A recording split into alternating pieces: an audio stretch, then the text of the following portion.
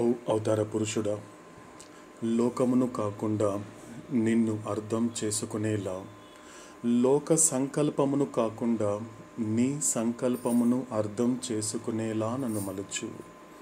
శాశ్వత ప్రియతమ అవతార్ మెహర్ బాబా की జై. शाश्वत प्रियतम अवतार मेहर बाबा की जय. शाश्वत प्रियतम अवतार मेहर बाबा की जय. शाश्वत प्रियतम अवतार मेहर बाबा की जय.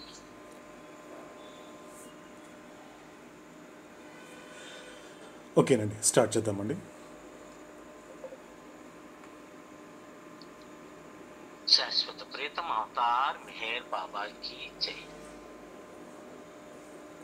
मजान जे चुनो चरादम के बंदे मुकबिल, कबूल कर दे जान हर सुकान के सुल्तान जुल्फ. चुबिश्नवी सुकान अहले दिल मगू के कतास, सुकान सेनाइज नए दिल बरा खता इंजास. बंदे पीर मुगोनम के जिजाहलम बरहम, पीरुमा हर चकुनाद आइन अनाय बाशद. ख्वाजा शमसुद्दीन मोहम्मद हफीज शिराज. शाश्वत प्रियतम अवतार मेहर बाबा की जय. शाश्वत प्रियतम अवतार मेहर बाबा की जय. Befitting a passionate slave, carry out every command of the master without any question of why and what. What you hear from the master, never say it is wrong, because, my dear, the fault lies in your own incapacity to understand him. I am slave of the master who has released me from ignorance. Whatever my master does is of the highest benefit of to all concerned.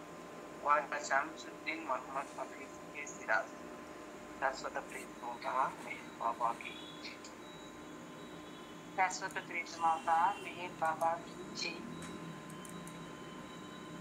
ఎందుకు ఏమిటి అనే ప్రశ్నలు లేకుండా అదృష్టవంతుడైన బానిస వలె గురువు యొక్క ప్రతి ఆజ్ఞ పాటించండి.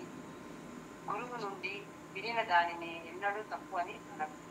ఎందుకంటే గురువును అర్థం చేసుకునే నా అసమర్థత ఎందే ఆలోపం ఉన్నది. అజ్ఞాన బంధము నుండి నన్ను విముక్తుడిని చేసిన నా గురువుకు నేను బానిసను. నా గురువు ఏది చేసినానో సత్సంబంధికులందరికీ అది అత్యంత ప్రయోజనకారి అవుతుంది.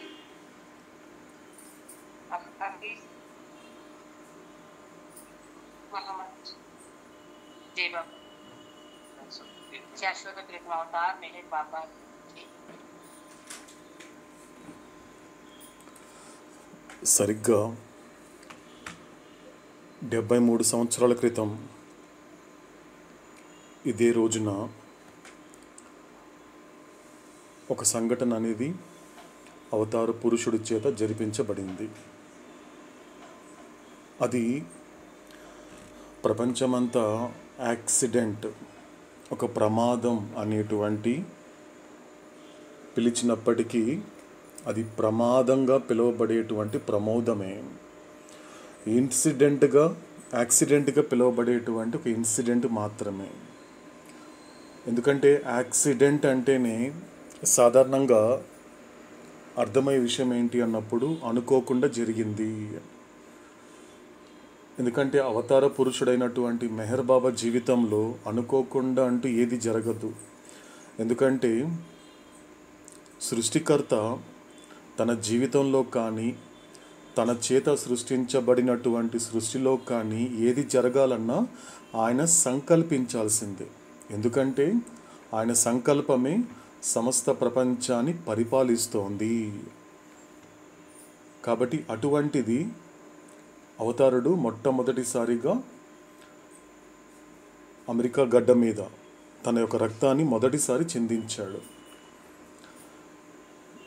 సో ఇక్కడ అవతారుడు ఆ సఫరింగ్ ఏదైతే ఉందో, ఆ హ్యూమిలేషన్ అనేది ఏదైతే ఉందో, సో దాని గురించినటువంటి ఒక 3 విషయాలు తెలుసుకునే ప్రయత్నం చేద్దాం. అసలు ఏంటి ఆయన సఫరింగ్ ఏంటి?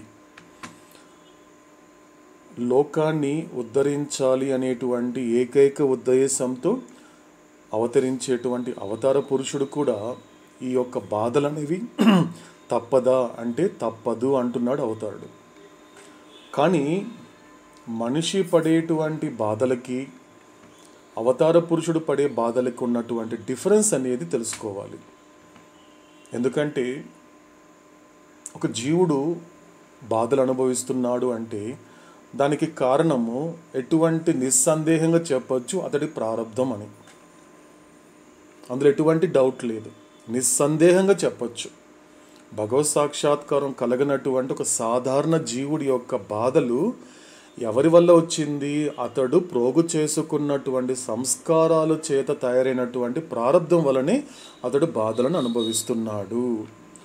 మరి అవతార పురుషుడు సంగతి ఏంటి? ఆయన కూడా ప్రారంధం ఉందా? ఆయనకి సంస్కారాలు ఉన్నాయా అంటే లేవు. జీవుడు పడేటువంటి ఆ బాధలకి కారణమైనటువంటిది దేవుడికి అది వర్తించదు. కాబట్టి ఆ అవతార పురుషుడు యొక్క బాధలేంటి, దాని గురించి ఒక 3 మాటలు, సాక్షాత్ అవతాడు చెప్పినటువంటి 3 మాటలు ఈ సందర్భంలో ఈరోజు కాస్త స్మరించుకుందాం. స్మరించుకోవడమే కాకుండా ఆ మాటల్ని వీలైనంత వరకు శ్రద్ధతో ఆలకిద్దాము, ఆలకించి అర్థం చేసుకుందాము. అర్థం చేసుకుంటూ ఆయన చెప్పే ప్రతి మాటని కాస్త జీర్ణింప చేసుకునే ప్రయత్నం చేద్దాం. ఈ సఫరింగ్కి కారణం ఎవరు? అవతార పురుషుడు తన రక్తాన్ని చిందించడానికి వెనక ఉన్న ఆ అంతరార్థం ఏంటి, నిజానికి దానికి కారణం ఎవరు అనేది ఇక్కడికి అర్థం చేసుకోవాలి. కాబట్టి అవతాడు అందించినటువంటి 3 మాటలు మొదటిది చూద్దాం. అవతాడు ఏం చెప్తాడంటే ఒక చోట, the first song of the infinite is a beginning of creation. ఈ యొక్క అనంతమైనటువంటి ఏదైతే ఉందో ఆ అనంతము యొక్క మొదటి పాటయే ఈ సృష్టి యొక్క ఆరంభము. కాబట్టి అనంతం ఏదైతే మొట్టమొదటిసారిగా ఆలపించినటువంటి ఆ యొక్క గీతమే, ఆ యొక్క పాటయే ఈ యొక్క కృషి, నీకు ఏదైతే క్రియేషన్ కనబడుతోందో అటువంటి సృష్టికి ప్రారంభమైంది. It brings about the apparent descent of the infinite into the domain of multiple duality. So ఆ క్రియేషన్ ఏం చేస్తోంది అంటే ఆ పైన ఉన్నట్టుగా కనబడుతోంది. ఇది దేనికి సంబంధించింది? ఈ క్రియేషన్ అంటే అనంతానికి సంబంధించింది.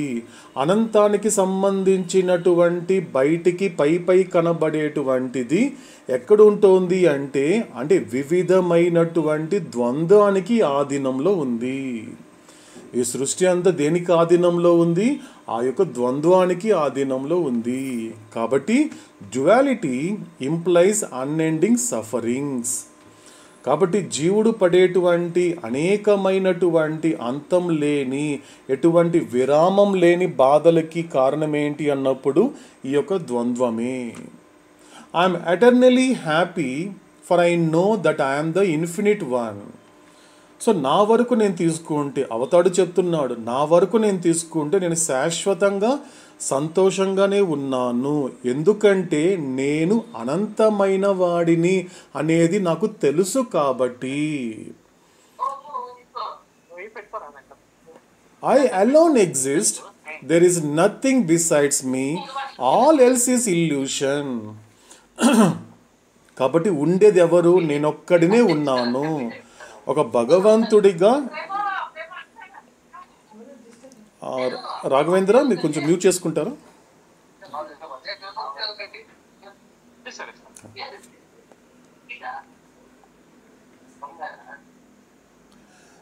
సో కాబట్టి ఇక్కడ ఏం చెప్తున్నాడు అవతాడు? ఉండేది నేను మాత్రమే కాబట్టి నాకు అతీతంగా కానీ అంటూ ఏదీ లేదు, మిగతావంతా కూడా భ్రాంతియే. So simultaneously I suffer eternally. So అదే సమయంలో నేను, నా బాధ ఎలా ఉంటుందో తెలుసా? శాశ్వతంగా ఉంటుంది.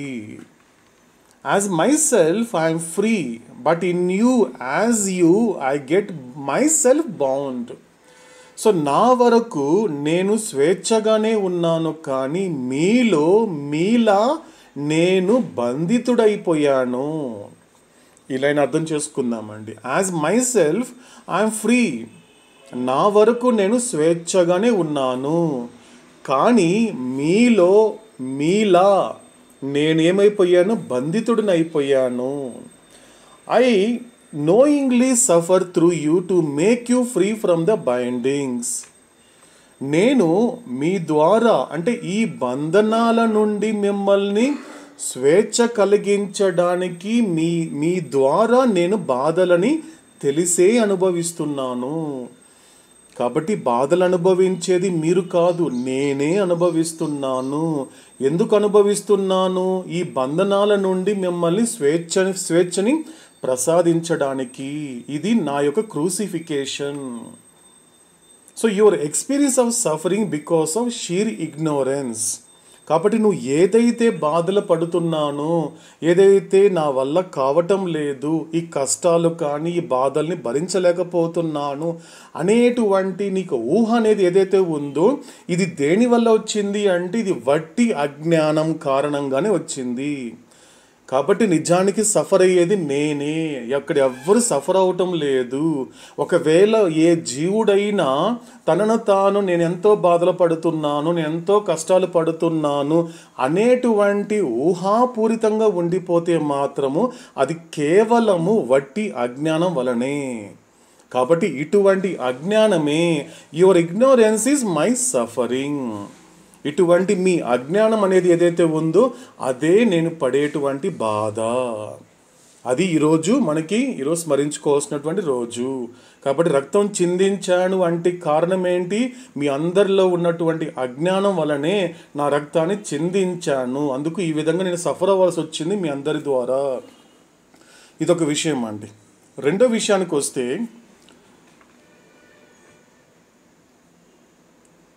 అవతాడు చెప్తున్నాడు, ఇక్కడ ఎవ్వరికీ తెలియదు నేను ఎంత బాధపడుతున్నానో.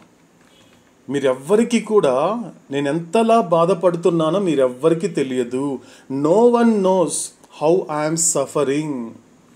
My suffering is not only physical but also mental and spiritual. నేను పడేటువంటి బాధ అనేది ఏదైతే ఉందో అది కేవలము భౌతికం మాత్రమే కాదు, మానసికము మరియు ఆధ్యాత్మికంగా బాధపడుతున్నాను. There is a great difference between your mental and spiritual suffering and mind. కాబట్టి నువ్వు ఏదైతే మానసికంగా నువ్వు ఏదైతే బాధలు పడుతున్నావో, నువ్వు ఏదైతే ఆధ్యాత్మికంగా బాధలు అనుభవిస్తున్నావో, నువ్వు అనుభవించడానికి నేను అనుభవించడానికి రెండిటికి మధ్య చాలా తేడా ఉంది. రెండు ఒకటి మాత్రం కాదు. My mental suffering is very intense and it is because of pseudo saints that bound in the world today. నిజానికి నేను అనుభవించేటువంటి మానసికమైనటువంటి బాధలు ఏంటో తెలుసా? అది చాలా తీవ్రమైనది. ఇదంతా ఎవరి వల్ల జరుగుతోంది అంటే ప్రపంచంలో ఉన్నటువంటి తమను తాము సెయింట్స్గా, తమను తాము ఆధ్యాత్మికులుగా చెప్పుకునే వాళ్ళ వల్ల నేను మానసికంగా బాధలు అనుభవిస్తున్నాను. అంటే ఒక రకంగా కపటి ఎవరైతే ఉంటారో, హిపోక్రిటిస్గా ఉంటారో వాళ్ళ వల్ల నేను మానసికంగా బాధలు అనుభవిస్తున్నాను. ఇక నా యొక్క ఆధ్యాత్మికమైన బాధ ఏంటో తెలుసా? My spiritual suffering is because I know I am free in myself but bound in you. కాబట్టి నేను ఆధ్యాత్మికంగా పడేటువంటి బాధ ఏంటో తెలుసా? నేను నాలో స్వేచ్ఛగా ఉన్నాను, కానీ మీలో మాత్రము నేను బంధితుడుగా ఉన్నాను. ఈ రకంగా నేను ఆధ్యాత్మికంగా బాధలను అనుభవిస్తున్నాను. ఇకపోతే మూడో మాట ఏంటి అన్నప్పుడు, nobody suffers in vain. For the true freedom is spiritual freedom and suffering is a ladder towards it. అంటే ఇక్కడ ఎవ్వరూ కూడా ఒకవేళ నువ్వు వ్యర్థంగా బాధలు పడుతున్నావు అనుకుంటున్నావేమో, అలా ఎప్పుడు జరగదు. నువ్వు బాధలు పడుతున్నావన్నా, నువ్వు కష్టాలు పడుతున్నావన్నా అది వ్యర్థం కాదు, గుర్తుపెట్టుకో. అదంతా కూడా నువ్వు పొందాల్సినటువంటి నిజమైన స్వేచ్ఛ అయినటువంటి ఆధ్యాత్మిక స్వేచ్ఛ వైపే నేను తీసుకెళ్తుందే తప్ప ఇక్కడ ఎవ్వరు అనవసరంగా వ్యర్థంగా బాధలు పడటం లేదు. ఎందుకంటే నువ్వు పడే ప్రతి బాధ కూడా ఒక అర్థం పరమార్థం అంటూ ఉంది. కాబట్టి ఆ బాధలు పడడం వలన కూడా నువ్వు ఏదైతే స్వేచ్ఛని పొందాలో, ఏ నిజమైన స్వేచ్ఛ అనేది ఏదైతే ఉందో అటువంటి ఆధ్యాత్మిక స్వేచ్ఛని ఖచ్చితంగా నువ్వు అనుభవించే బాధ అనేది కూడా ఖచ్చితంగా నీకు ఒక ఆధ్యాత్మిక స్వేచ్ఛని ప్రాప్తింప చేస్తుంది. కాబట్టి నువ్వు అనుభవించే ప్రతి ఒక్క బాధలు అనేది కూడా సో అటువంటి ఆధ్యాత్మిక స్వేచ్ఛని పొందడానికి ఒక నిచ్చెన వంటిది. ఎలాగైతే నిచ్చెన వేసుకొని ఒక్కొక్క స్టెప్ బై స్టెప్ ఎలాగైతే ఆ వ్యక్తి పైకి వెళ్తాడో, సో ఆ పైకి వెళ్ళిన తర్వాత ఎలాగైతే ఒక అడుగు వేసుకుంటూ గ్రాడ్యువల్గా వెళ్ళగలుగుతాడో ఈ సఫరింగ్ కూడా అలాంటిదే.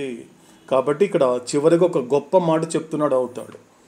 గొప్ప మాట చెప్తున్నాడండి. ఏం చెప్తున్నాడు ఇక్కడ అంటే, man unknowingly suffers for God and God knowingly suffers man. Man unknowingly suffers for God and God knowingly suffers for man. అంటే మనిషి తెలియకుండానే భగవంతుడి కోసం బాధలు పడుతున్నాడు, కానీ భగవంతుడి కోసము తెలిసే మనిషి కోసం బాధలు పడుతున్నాడు. గొప్ప మాట అండి. కాబట్టి నువ్వు తెలిసినా తెలియకపోయినా, నువ్వు తెలుసుకోకపోవడం వలన, నీకు కాన్షియస్ లేకపోవడం వలన, నీకు ఎరుక లేకపోవడం వలన, నీ వల్లనో లేకపోతే ప్రపంచం వల్ల నువ్వు బాధలు పడుతున్నావు అనుకుంటున్నావేమో, కానీ నిజానికి నువ్వు తెలియకుండానే ఎవరి కోసం బాధలు పడుతున్నావు? భగవంతుడి కోసమే బాధలు పడుతున్నావు. ఇక్కడ ఎవరి కోసం బాధలు పడటం లేదు, ఎందుకంటే నీకు తెలియదు కాబట్టి నన్ను అలా బాధలు అనుభవిస్తున్నావు. కాబట్టి కానీ భగవంతుడు అలా కాదు, తెలిసే మనిషి కోసము ఆయన బాధలు అనుభవిస్తున్నాడు. కాబట్టి మెహర్ బాబా ఆ రోజు మొట్టమొదటిసారిగా రక్తం చిందించినప్పుడు ఆయన తెలిసే బాధలు అనుభవించాడు. ఎవరి కోసము? తన బిడ్డ కోసము, తన మాట వినని బిడ్డ కోసమే రక్తం చిందించాల్సి వచ్చింది. కాబట్టి ఒక్క మాట ఈ సందర్భంలో ఒక్క మాట మాత్రము కాస్త క్యారీ చేసే ప్రయత్నం చేద్దాము లైఫ్ లాంగ్. ఒకే ఒక మాట. అవతాడు చెప్పినటువంటి అనేక మాటలు ఉన్నప్పటికీ కూడా ఒకే ఒక్క మాట ఏంటంటే, సో అవతాడు చెప్పిన మాటే నాకేం చెప్తున్నాడు? Your ignorance is my suffering. So ఎంతకాలం అయితే నేను అజ్ఞానంతో ఉన్నంత వరకు సో అవతార పురుషుడు నా వలన ఆయన బాధలు పడుతూనే ఉంటాడు. కాబట్టి ఆయన బాధలు పడకుండా ఆయన సంతోషంగా పెట్టాలి. నాలో ఉన్నటువంటి మెహర్ బాబా, బంధితుడుగా ఉన్నటువంటి మెహర్ బాబాని కూడా స్వేచ్ఛగా ఉంచాలి అంటే నేనేం చెయ్యాలి? అజ్ఞానంలో ఉండకుండా జ్ఞానాన్ని సంపాదించి ఆ జ్ఞానం చేత వైరాగ్యం ద్వారా మోక్షాన్ని పొందాలి. అలా చేస్తే తప్ప నాలో ఉన్న మెహర్ బాబా కూడా బంధితుడుగా కాకుండా స్వేచ్ఛాపరుడుగా ఉండగలుగుతాడు. కాబట్టి ఈ ఒక్క మాటని ఈ ఒక్క సందర్భంలో కాస్త స్మరించుకుందామండి. శాశ్వత ప్రీతమ అవతార్ మెహర్ బాబా కీ జై.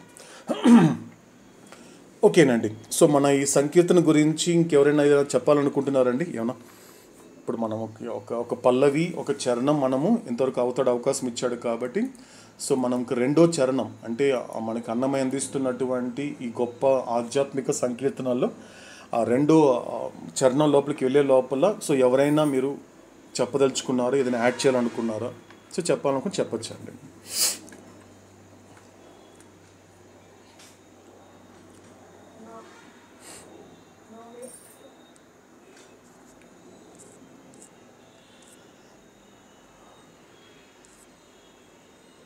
ఓకేనండి. అయితే సో అయితే మనకి కంటిన్యూ చేద్దాము. సో మనకి ఇక్కడ అవతార పురుషుడైనటువంటి మెహర్ బాబా భగవంతుడిగా మాట్లాడుతూ అందిస్తున్నటువంటి గాడ్ స్పీక్స్ని కొంతకాలంగా మనము ఎరుకతో కొనసాగించే ప్రయత్నం చేస్తున్నాము. అందులో భాగంగానే ఉన్నటువంటి 3 కథలు, ఏదైతే 3 కథలు ఉన్నాయో ఏంటంటే ఆ 3 కథలు ఏంటండి?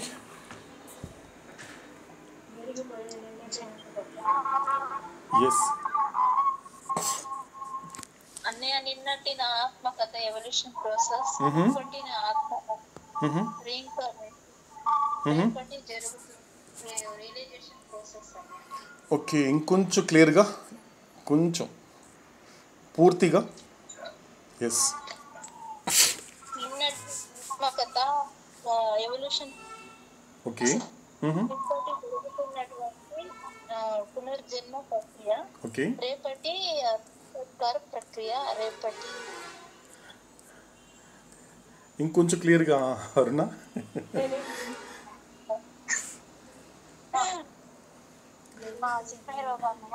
జై మెరోబా మీనాక్షి. పరిణామ క్రమము, జరుగుతున్న నాకదైనటువంటి పునర్జన్మ క్రమము, జరగబోయే రేపటి నాకదైనటువంటి సాక్షాత్కారము, లేకపోతే అంతర్ముఖ ప్రయాణం. That's it. ఓకే. సో క్లియర్గా ఏంటి అన్నప్పుడు జరిగిపోయిన నిన్నటి నా కథ. ఇక ఇది కొంచెం కన్ఫ్యూజన్ లేదండి, కొంచెం ఈజీగా ఉంటుంది. అంటే కొంచెం శ్రద్ధ పెడితే కొద్దిగా జర్నీ చేస్తే అర్థమవుతుంది. అంటే జరిగిపోయిన, జరుగుతున్న, జరగవలసిన, జస్ట్ ఇలా గుర్తుపెట్టుకుంటే చాలు. అంటే నిన్నటి అంటే జరిగిపోయినది, తర్వాత జరుగుతున్నది, జరగవలసినది, 3 అంతే, ఇంకేం లేదు. సో జరిగిపోయిన నిన్నటి నా కథ ఏంటది? పరిణామ ప్రక్రియ. జరుగుతున్న ఇప్పటి నా కథ పునర్జన్మ ప్రక్రియ. జరగవలసిన రేపటి నా కథ అదే అంతర్ముఖ ప్రయాణము లేకపోతే సాక్షాత్కార ప్రక్రియ. కాబట్టి సో మనకి అవతారుడు ఎక్కడ కంటిన్యూ చేస్తున్నాడు అంటే భూమికలు అంటేనే మనకి జరగవలసిన రేపటి నా కథ. అందులో భాగంగానే మనకి ఈరోజు సో 2 రోజుల నుండి ఏం చేశాడు అవుతాడు, ఒక అన్నమయ్య ద్వారా సో అతడికి కలిగినటువంటి ఆత్మవిచారణ చేసిన తర్వాత అంటే అవతార పురుషుడి యొక్క సూటి మాటకి సో ధీటైనటువంటి ఒక సంకేతం అందించాడు, ఒక పదాలు అందిస్తున్నాడు అన్నమయ్య. సో అది మనకి 2 రోజుల నుండి సో మొదటి రోజు పల్లవి చూసాము, రెండో రోజు మొదటి చరణం చూసాము. సో ఈరోజు మనకి అవకాశం ఇచ్చాడు ఆ 2వ చరణం గురించినటువంటి విచారణ చేసే ప్రయత్నం చేద్దాం. కాబట్టి ఇక్కడ ఫస్ట్ ఏంటి? కడలుడిపి నీరాడగా తలచు వారలకు కడలేని మనసునకు కడమ ఎక్కడిది. సో సముద్రం గురించి ఎగ్జాంపుల్ చెప్పాడు. అంటే ఎలా ఉంటుంది అంటే ఒక వ్యక్తి సముద్రం గురించి తెలియని వ్యక్తి సముద్రం దగ్గరకు వచ్చి స్నానం చేయాలనుకున్నా కూడా స్నానం చేయకుండా ఆగిపోయాడు. ఎందుకంటే అక్కడ ఉన్నటువంటి అలలు తగ్గాక వీలైతే అలలు లేకుండా పోతే అప్పుడు స్నానం చేస్తానని చెప్పినప్పుడు ఏదైతే అసాధ్యం, సాధారణంగా అసాధ్యం అది, ఎందుకంటే జరిగే పని కాదు అది. ఎందుకంటే అలలు తగ్గడం అనేటువంటిది అసాధ్యం, అది ఎప్పటికీ జరగదు, ఇంకా పెరుగుతుందే తప్ప. అది అంటే దాన్ని బట్టి ఏం చెప్తున్నాడు అన్నమయ్య, కొన్ని జీవుడి విషయంలో కొన్ని జీవుడి జీవితంలో అసాధ్యాన్ని అది సుసాధ్యం అనుకుంటాడు. సాధారణంగా ఒక మనిషి అనుకుంటాడు, ఎందుకంటే ఇది సాధ్యపడుతుందిలే తర్వాత చూసుకుందాంలే అంటే ఒక నిర్లక్ష్య భావన. అవుతాడు అనేక సార్లు చెప్పాడు, ఈ ప్రపంచంలో అతి చవకగా నిర్లక్ష్యం చేసేది ఒక భగవంతుని అని అడుగుతాడు. అతి చవకగా చూసేది, ఎందుకంటే లీస్ట్ ఇంపార్టెన్స్. ఈ లోకంలో భగవంతుడి యొక్క పరిస్థితి ఎలా ఉంది అంటే, ఒక గురువు పరిస్థితి ఎలాగుంది అంటే, ఒక జీవుడు అంటే అత్యల్పంగా అంటే లీస్ట్ అస్సలు ఏ మాత్రము ప్రిఫరెన్స్ ఏ మాత్రం ఇంపార్టెన్స్ లేకుండా చేసేది ఒక భగవంతుడు మాత్రమే. అస్సలు ఎవ్వరు ఇక్కడ. అందుకే భగవంతుడు అనే మాట చెప్పగానే ఏమంటాడు జీవుడు, సో టైం ఉన్నప్పుడు వెళ్దాము, తీరికున్నప్పుడు వెళ్దాం అంటాడే తప్ప, కానీ తీరిక చేసుకొని వెళ్ళాలి అనేటువంటి వివేకము సాధారణంగా జీవుల్లో రాదని అవుతాడు స్పష్టంగా చెప్పాడు. అంటే అంత నిర్లక్ష్యం చేసేది అంత లీస్ట్. ఎందుకంటే సుఖాలు అంటే అందులో తేలుతున్నప్పుడు ఆ సుఖభోగాలు తేలుతున్నప్పుడు ఛాన్సే లేదు. ఎందుకంటే మనకి గతంలో కూడా చెప్పాడు అవుతాడు. ఎందుకంటే ఎరుక గలుగునాడు ఎరగడట మనకి చెప్పాడు. మనకి ఇదే స్టేట్స్ ఆఫ్ కాన్షియస్నెస్లో ఒక సంకేతన చెప్పాడు. అంటే ఎరుకతో ఉండాల్సిన సమయంలో మాత్రం ఎరుకతో ఉండడు వీడు. జీవుడు పరిస్థితి ఎలాగ ఉంటుంది అంటే మామూలు విషయంలో బాగానే ఉంటాడు, మామూలు ఎరుకతోనే ఉంటాడు, కానీ ఎరుకతో ఉండాల్సిన సమయంలో మాత్రం ఎరుకతో ఉండడు. మామూలు సమయంలో ఉంటాడు, అన్ని విషయాలు సవ్యంగా ఉన్నాడు, బాగానే ఉంటుంది. ఆ టైంలో అన్ని భగవన్నామం కూడా చేస్తూ ఉంటాడు. కానీ చెప్పాల్సినటువంటి సమయంలో, జపించాల్సినటువంటి సమయంలో, ఆయన స్మరించాల్సినటువంటి సమయంలో మాత్రం ఈ జీవుడు తలచలేడని చెప్పాడు. కాబట్టి ఎరుక కలుగునాడు ఎరగడట అంటాడు అన్నమయ్య ఒక సంకీర్తనలో మనకి ఈ స్టేట్స్ ఆఫ్ కాన్షియస్నెస్లోనే. కాబట్టి ఏమవుతోంది, ఇదంతా కూడా అసాధ్యము, దీన్ని సాధ్యపరచుకోవాలనుకుంటున్నాడు జీవుడు తనకున్న అవివేకంతో. ఇది ఎప్పటి జరగని పని. నువ్వు ఎన్ని సంవత్సరాలు కూర్చున్నా ఆ సముద్రం ముందు స్నానం చేయకుండా ఆ ఒడ్డున కూర్చున్నా కూడా పర్వాలేదు, ఎన్ని సంవత్సరాలైనా పర్లేదండి, నేను ఇక్కడే ఒడ్డున కూర్చుంటానండి, అలలు తగ్గాక స్నానం చేసి ఇంటికి వస్తానంటే అంతకు మించిన మూర్ఖత్వం ఉండదు. అది అసాధ్యం. కొన్ని సృష్టి నియమాలకి అది పూర్తిగా విరుద్ధమైన విషయాలు జరగదు. కాబట్టి దానిని ఒక ఎగ్జాంపుల్ చెప్తూ వచ్చాడు. కాబట్టి నిన్నంతా ఏం చెప్పాడు? ఒక దాహం గురించి, అంటే ఒక కోరికల గురించి. కోరికలు తీరితే అంటే నాకున్నట్టు నేను అనుకున్నది జరిగితే అప్పుడు తత్వం తెలుసుకుంటాను. అంటే దాహం అనగడం అంటే ఏంటి? ఇక్కడ దాహం అంటేనే కోరికలు. సో నిన్న మనకు స్పష్టంగా చెప్పాడు అవుతాడు. దేంతో కనెక్ట్ చేసుకోమన్నాడు? చార్ట్ నెంబర్ 10లో కనెక్ట్ చేసుకోమన్నాడు. So that is journey of desires. ఆ కోరికల యొక్క ప్రయాణం ఎలా ఉంటుంది అన్నప్పుడు మనకు అవుతాడు చాలా స్పష్టంగా చెప్పాడు.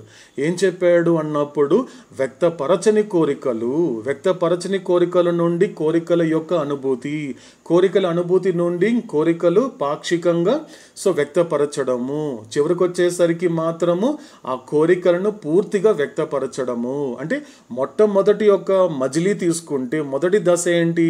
సంస్కారాలకి ఇంకో పేరు పెట్టాడు అవుతాడు. ఏం చెప్పాడు? వ్యక్తపరచని కోరికలు. కాబట్టి వ్యక్తపరచని కోరికలు ఏం చేస్తుంది? అది స్టార్ట్ అయినప్పుడు సెకండ్ స్టేజ్కి వచ్చేసరికి అది సూక్ష్మ అంటే మానసిక శరీరం ద్వారా ఆ కోరికల యొక్క అనుభూతి కలుగుతుంది.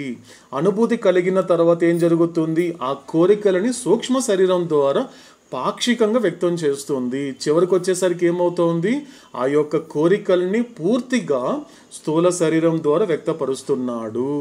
అంటే ఇక్కడ ఏమనుకుంటున్నాడు? తనకున్న ఆ వ్యక్తం కాని అటువంటి కోరికలని పూర్తిగా స్థూల శరీరం ద్వారా వ్యక్తపరుచుకున్న తర్వాత నేను తత్వం తెలుసుకుంటాను అంటున్నాడు. అది జరిగే పని కాదు. అంటే నిన్న కూడా మనకి స్పష్టంగా చెప్పాడు అవుతాడు. ఎందుకంటే రియల్ స్పిరిచువాలిటీ అండి ఇదంతా కూడా. బాగా శ్రద్ధతో ఆలోచిస్తే, జాగ్రత్తగా ఆలోచిస్తే, బాగా విచారణ చేస్తే, అప్రమత్తంగా కాస్త విచారణ చేస్తే అర్థమవుతుంది. గొప్ప మాట చెప్పాడు నిన్న కూడా అవుతాడు. ఏం చెప్పాడు అన్నప్పుడు సో నీ కోరికలు తీరడం వల్ల నీకు వచ్చేది లాభమా నష్టమా? ఏం చెప్పాడండి మనకి నిన్న అవుతాడు? కోరికలు తీరడం వల్ల నీకు నష్టం జరుగుతోందా లేకపోతే లాభం జరుగుతోందా అని రెండు మనకి చెప్పాడు అవుతాడు. ఏం చెప్పాడండి నేను మనకి?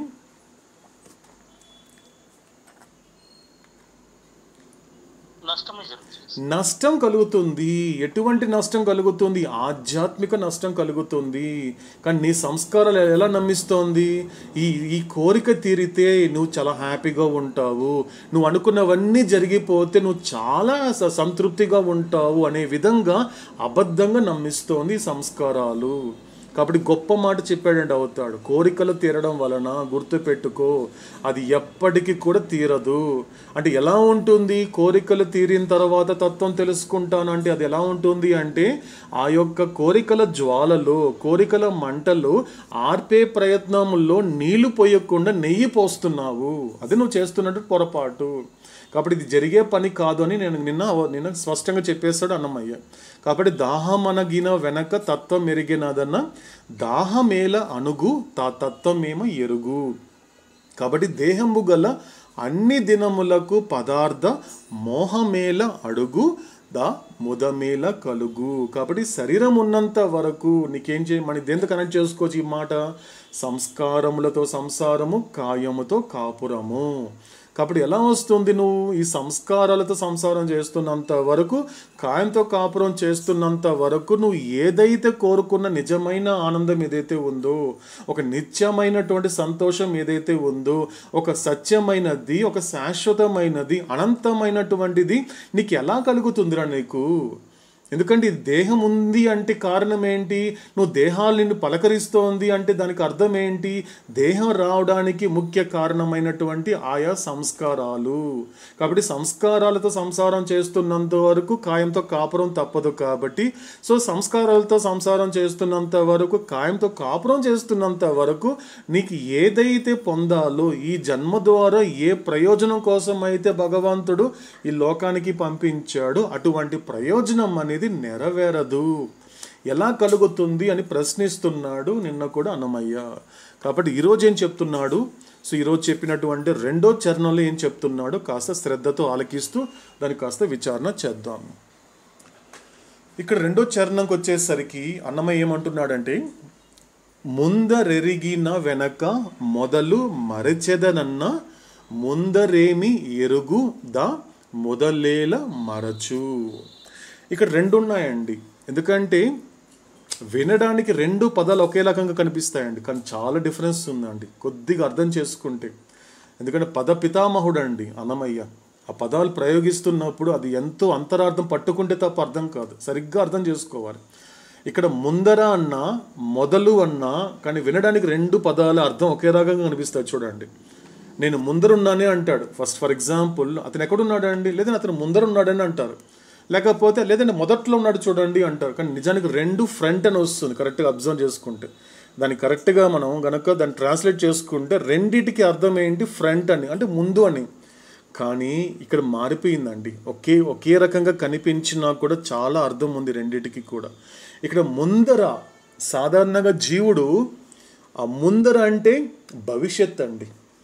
ఏం తెలుసుకోవాలనుకుంటాడంటే ప్రతి మనిషి, ఎందుకంటే ఎందుకంటే మన గతంలో ఒక గొప్ప మాట చెప్పాడు అవుతాడు. సో మీ అందరి పరిస్థితి ఏంటో తెలుసా అని చెప్పి ఒక మాట చెప్పాడండి అవుతాడు. ఏం చెప్పాడు తెలుసా అండి, ఒక్కసారి స్మరించుకుంటే ఆ మాటని. సాధారణంగా జీవుడు ఒక చోట నిలబడడం మర్చిపోయాడు. మనిషి ఎలా తయారయ్యాడు అంటే నిలబడడం మర్చిపోయాడు, నిలకడ అనేది మర్చిపోయాడు, స్థిరంగా ఉండడం మర్చిపోయాడు. ఒకటి చేస్తే 2 పనులు అలవాటు చేసుకున్నాడు జీవుడు. ఏంటది? మొదటిది ఏంటి అన్నప్పుడు, గతంలో తనకి ఇష్టం లేనిది జరిగినప్పుడు, తనకి కష్టం కలిగించినటువంటి గతంలోకి వెళ్ళి కంప్లీట్గా కుప్పకూలిపోతున్నాడు. గతాన్ని తవ్వుకుంటూ, గతాన్ని తలుచుకుంటూ, అంటే ఏ రకంగా ప్రయోజనం లేని గతం, దాని గురించే నిరంతరం దాన్ని క్యారీ చేస్తూ ఒక చోట కుప్పకూలిపోతున్నాడు. ఒకటి అది చేస్తున్నాడు. రెండోది ఏం చేస్తాడో తెలుసా, భవిష్యత్తు కోసం పరిగెత్తుతున్నాడు. అంతే తప్ప ప్రస్తుతంలో ఎవ్వరు నిలకడగా లేరని చెప్పాడు అవుతాడు. చేస్తే 2 చేస్తున్నాడు. ఒకటి గతంలో జరిగిపోయిన వాటిని, ప్రయోజనం లేని గతాన్ని తవ్వుకుంటూ దాని గురించే నిరంతరము ఊహించుకుంటూ, అయ్యో అలా జరిగిపోయింది, అలా అయిపోయింది అనే లైఫ్ని ఆ విధమైనటువంటి ఆ ఎనర్జీ కానీ టైం అంతా కూడా వేస్ట్ చేసుకుంటూ అలా గతంలో బ్లాక్ అయిపోయాడు, అంటే కుప్పకూలిపోయాడు. రెండోది ఏంటి అన్నప్పుడు, ఆ విపరీతమైన ఆశలతో తన లిమిటేషన్ని మర్చిపోయి భవిష్యత్తు కోసం పరుగులు తీస్తున్నాడు. కాబట్టి ఉంటే గతంలో పడి ఉంటాడు, లేకపోతే భవిష్యత్తులోకి పరిగెత్తుతున్నాడే తప్ప ప్రస్తుతం అంటూ ఉంది అనేది చాలామంది మర్చిపోయారని అడుగుతాడు. మర్చిపోయారు. మీలో ఎంతమంది ఈ క్షణంలో జీవిస్తున్నారు? మీలో ఎంతమందికి ఈ క్షణం అనేది శాశ్వతము అనేది మీకు ఎంతమందికి తెలుసు అని అడుగుతాడు. ఎటర్నల్ అనేది ఏదో ఊహించుకోకండి. Eternal is nothing but now. NOW, ఇప్పుడే, ఇదే శాశ్వతము. ప్రజెంట్ అనేది ఎందుకంటే ఈ శాశ్వతత్వం అనేది గతంలో లేదు, భవిష్యత్తులో లేదు, ఈ ప్రజెంట్లోనే ఉంది. ఇది మీరు అబ్జర్వ్ చేయట్లేదు. ఎటర్నల్ కూడా ఎక్కడో లేదు, గుర్తుపెట్టుకోండి. శాశ్వతం అనేది కూడా ఇదే, ఇప్పుడే. నౌ ఈజ్ ద ఎటర్నల్ అని అవుతాడు. కాబట్టి ఇక్కడ అదే చెప్తున్నాడు అన్నమయ్య కూడా. ఏమంటున్నాడు జీవుడు అంటే, నాకు ముందర తెలుసుకుంటానండి, ముందు నేను ఏమవ్వబోతున్నాను, భవిష్యత్తులో నేను కొన్ని ప్రణాళికలు ఏర్పాటు చేసుకున్నానండి, కొన్ని ప్లాన్ చేసుకున్నానండి, సో దాని గురించి తెలుసుకోవాలనుకుంటున్నానండి అంటాడే తప్ప మొదలు మరిచెదనన్నా, మొదలు అంటే తన కర్మ అండి. తను చేసిన కర్మ గురించి మాత్రం జీవుడు మాట్లాడు. తను చేసినటువంటి, ఎందుకంటే తనకి ఏదైనా బాధ కలిగినప్పుడు ఆ వ్యక్తి వల్ల బాధపడుతున్నాను, ఈ వ్యక్తి వల్ల బాధపడుతున్నాను అంటూ ఏబీసీల మీద కంప్లైంట్ చేస్తాడే తప్ప, కాబట్టి నాకు ఒకటి జరిగింది నా జీవితంలో, అనుకోని సంఘటన జరిగింది అంటే ఖచ్చితంగా నాకు ఎటువంటి సంబంధం లేకుండానే నా దగ్గరకు వచ్చిందా ఈ బాధ? ఏదో ఉంది, నేనేదో చేశాను. ఇప్పుడు అంటే ఇక్కడ చాలా ఒక సంస్కారాల జాతి ఎంత గొప్పగా ఉంటుంది అంటే, గోడ మీద విసిరిన బంతిని నువ్వే విసిరావు. గోడ మీదకి విసిరింది ఎవరు? నువ్వే ఆ బంతిని విసిరావు. కానీ ఎలా ఉంది అంటే, ఎంత హాస్యాస్పదంగా ఉంటుంది అంటే, సో నువ్వు గోడ మీద విసిరినటువంటి బంతి తిరిగి ఎక్కడికి వస్తూ ఉంది? పక్కింటికి వెళ్ళదు కదా, పక్కవాడికి తగలదు కదా, నీకే తగులుతుంది. నీకు తగిలేసరికి నీకేమనిపిస్తోంది?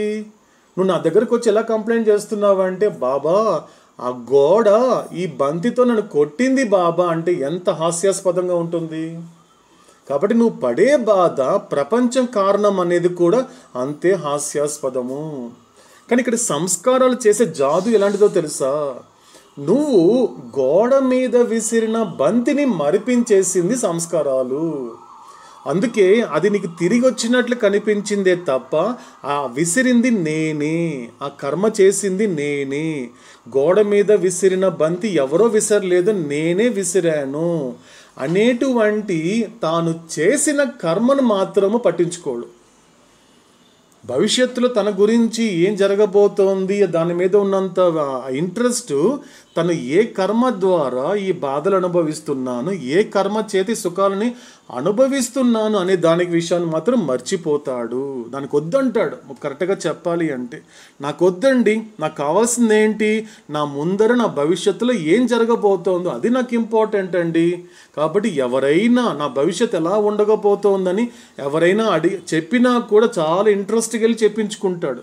చెప్పండి నా భవిష్యత్తులో నేను ఎలా ఉండబోతున్నాను అనేది ఇంట్రెస్ట్ చూపిస్తాడే తప్ప ప్రస్తుతం నేను అనుభవించే అవస్థలకి కారణము నేను చేసిన కర్మ అనేటువంటి ఈ నిజమైన ఆధ్యాత్మికత మాత్రము జీవుడికి వంట పట్టదు. అందుకేమంటున్నాడు, ముందు నేను భవిష్యత్తు గురించి తెలుసుకుంటానండి, కర్మ గురించి మళ్ళీ తెలుసుకుంటానండి అంటాడు. అంటే ఒక రకంగా నిర్లక్ష్యం చేస్తున్నాడు. అదే అంటున్నాడు అన్నమయ్య. ఒకవేళ నువ్వు భవిష్యత్తులో ఏదైతే జరగబోతోందో అది తెలుసుకున్నా కూడా మళ్ళీ దాంట్లో మునిగిపోతావే తప్ప ఈ కర్మ సిద్ధాంతము, ఈ యొక్క ఏ పని చేయడం వల్ల ఈ లోకానికి వచ్చావు, ఎటువంటి పనులు చేయడం వలన కూడా ఈ అవస్థలు అనుభవిస్తున్నావు, ఈ కర్మ సిద్ధాంతాన్ని నువ్వు చేసిన కర్మల గురించి నువ్వు తెలుసుకోలేవు. కాబట్టి అది తెలుసుకోలేవు, దాన్ని పూర్తిగా మర్చిపోయావు. కాబట్టి నీ భవిష్యత్తు మీద ఉన్నంత ఆసక్తి నువ్వు చేసినటువంటి కర్మ మీద ఈ జీవుడికి అస్సలు ఆసక్తి ఉండటం లేదు. అందుకే అవతాడు స్పష్టంగా చెప్తున్నాడు, క్లియర్గా. ఏం చెప్తున్నాడు అంటే ఆ హోప్ ఏం చేస్తుంది, బాగా గుర్తుపెట్టుకోమని చెప్పాడు అవుతాడు. ఎందుకంటే గురువు దగ్గరికి రానంత వరకే నీకు ఆశలు ఉంటుంది. స్పష్టంగా చెప్పాడు అవుతాడు. గురువు దగ్గరికి రానంత వరకే నీకు ఆశలు, హోప్స్ అనేది ఉంటుంది. కానీ ఒక్కసారి గురువు దగ్గరికి వచ్చిన తర్వాత, భగవంతుడి సమక్షంలోకి వచ్చిన తర్వాత ఆ ఆశలు బలహీనపడడం నువ్వు అబ్జర్వ్ చేస్తూ ఉన్నాడు అవుతాడు. అది బలహీనపడుతుంది. ఎందుకంటే ఆ ఆశ అనేది నువ్వు సస్టైన్ చేస్తున్నంత వరకు, ఆ ఆశ అనేది కూడా నువ్వు పోషిస్తున్నంత వరకు అది రెండు పనులు చేస్తుందని చెప్పాడు అవుతాడు. ఆశ ఏం చేస్తుంది, ఈ సంస్కారాల చేత ఎలా మలచబడుతుంది ఆ ఆశ అనేది కూడా.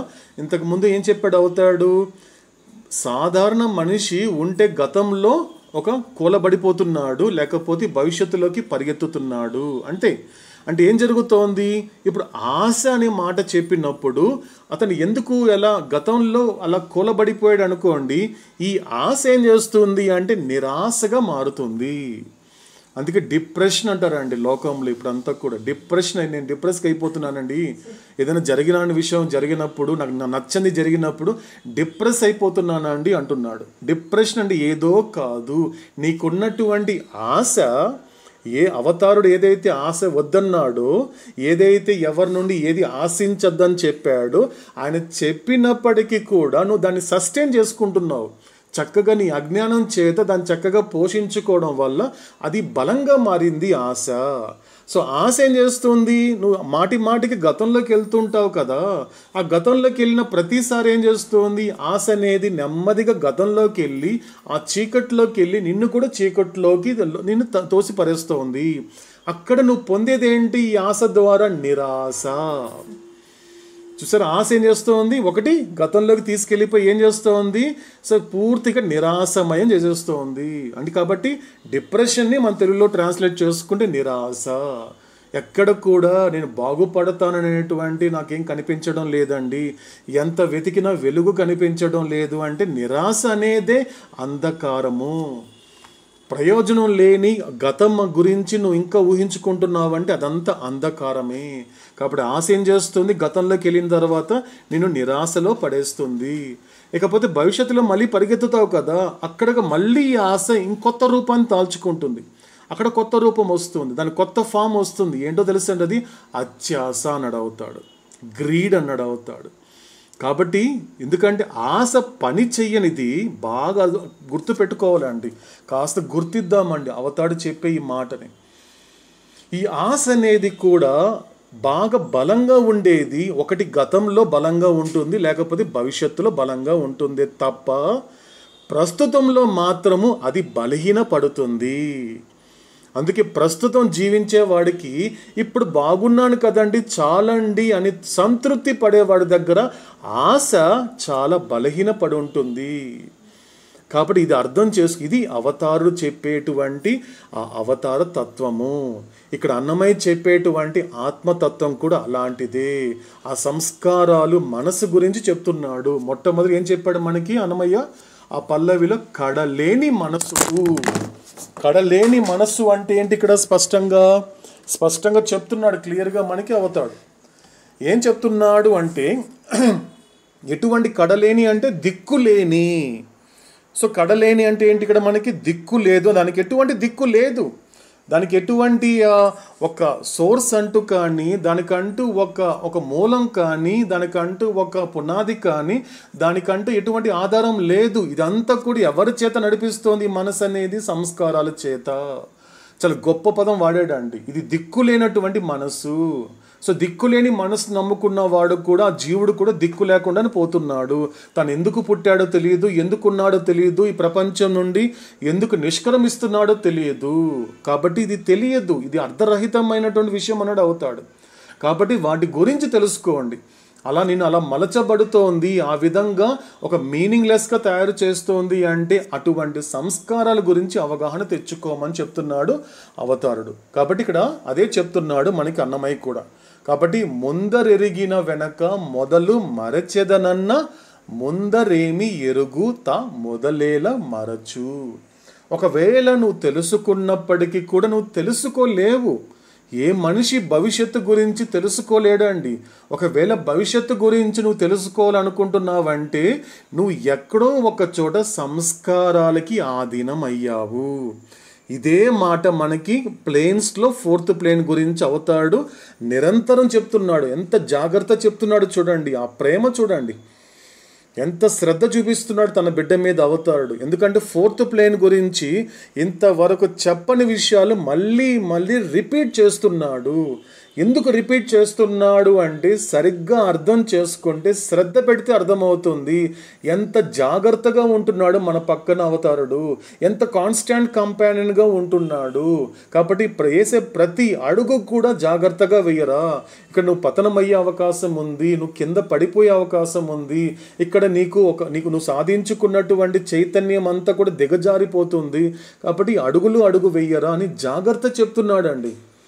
ఒక తల్లి బిడ్డ పరీక్షకి వెళ్తున్నప్పుడు జాగ్రత్త, బాగా చదువు, బాగా రాయి అని రిపీట్ చేస్తూ ఉంటుందండి. ఎందుకంటే అలా చెప్పడం వల్ల కాస్త జాగ్రత్తగా ఉంటాడేమో.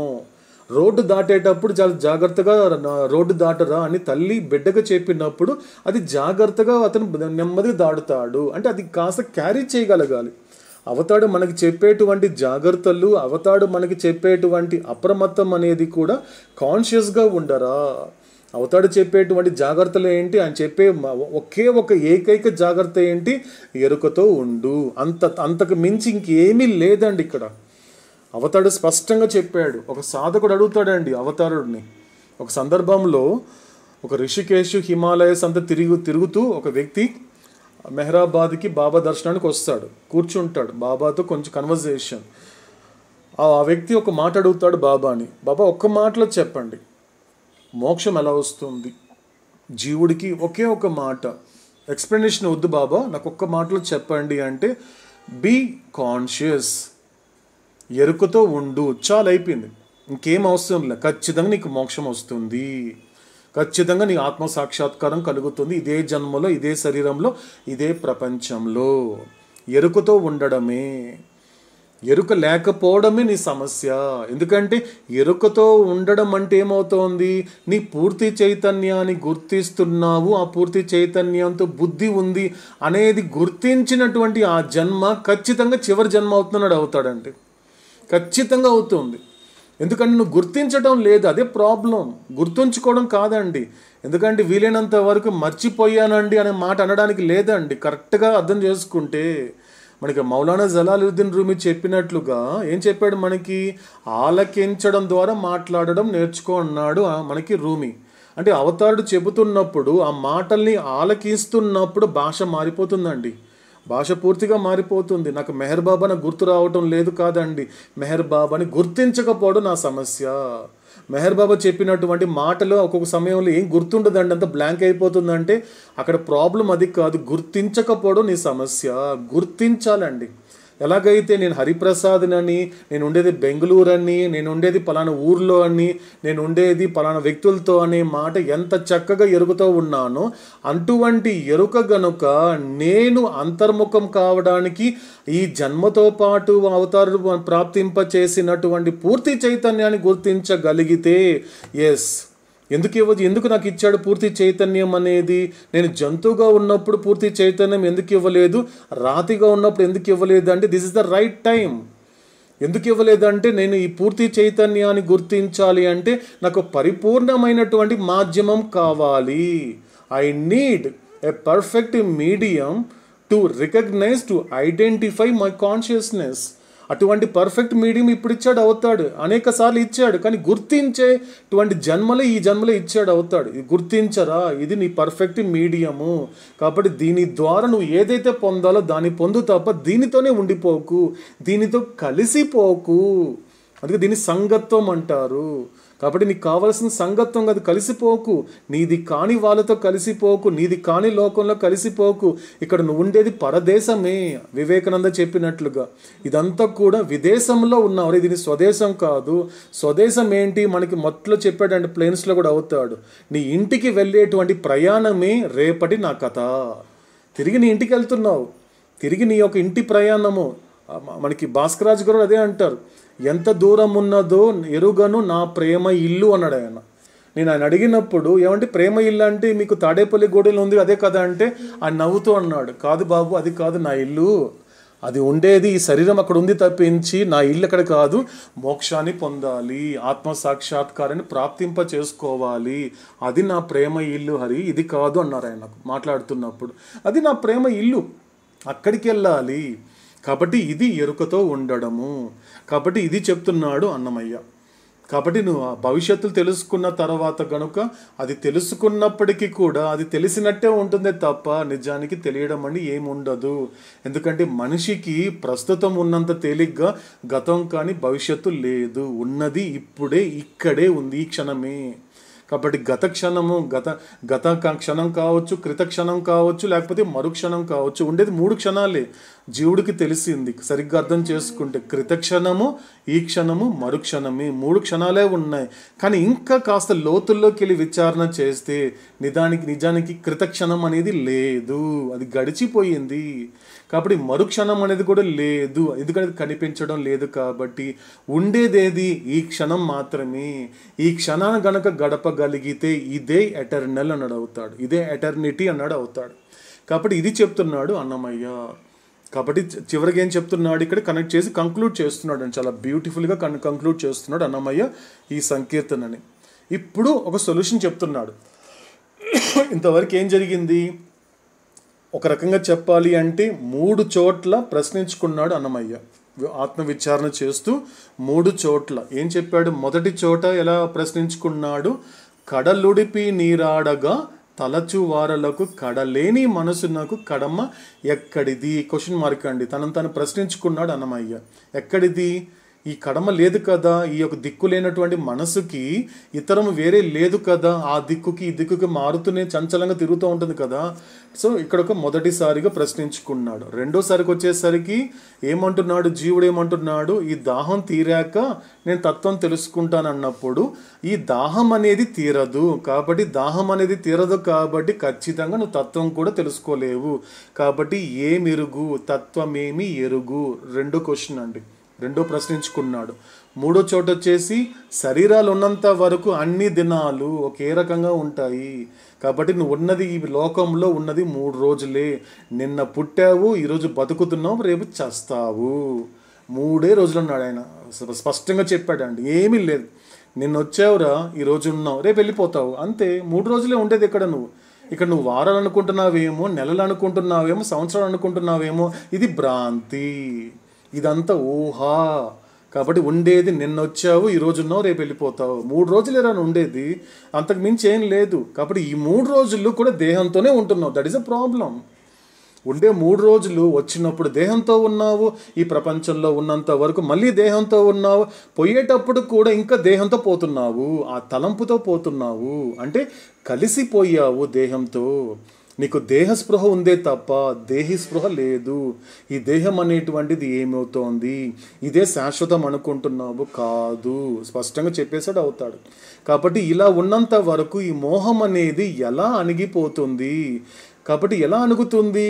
సో ఇది అనగటం లేదు. కాబట్టి నీకు కావలసినటువంటి నిజమైన ఆనందం నీకు ఎలా కలుగుతుంది?